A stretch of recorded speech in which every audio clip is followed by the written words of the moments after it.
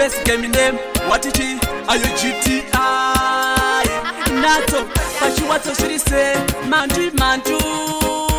munhu wenyama ungamukone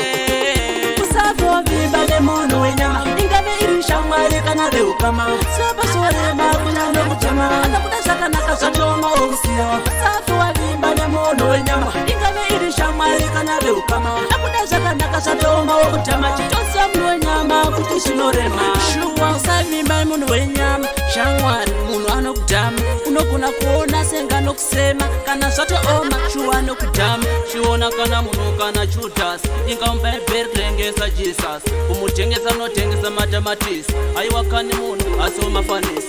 usagovimba nemunhu wenyama ingave iri shamwari kana veukama sopasorema kunyanya kutema anakuda zvakanaka zvatoma okusiya usafi wavimba nemunhu wenyama ingave iri shamwari kana veukama anakuda zvakanaka zvatoma okutama chitosa munhu wenyama kuti zvinorema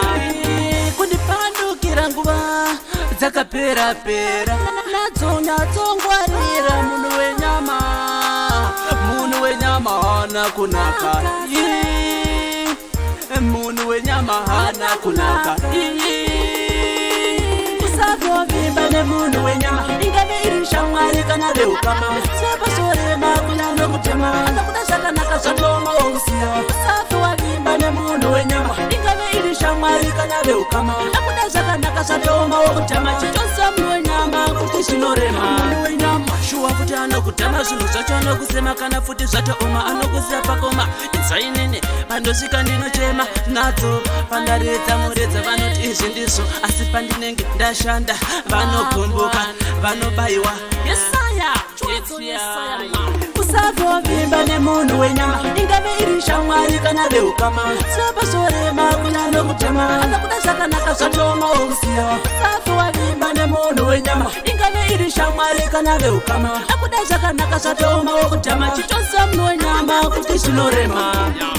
This guy vatipeka munhu wenyama ungambomugoni wati chinadzo vape zvese vape moyo baba wemarudzi Yesaya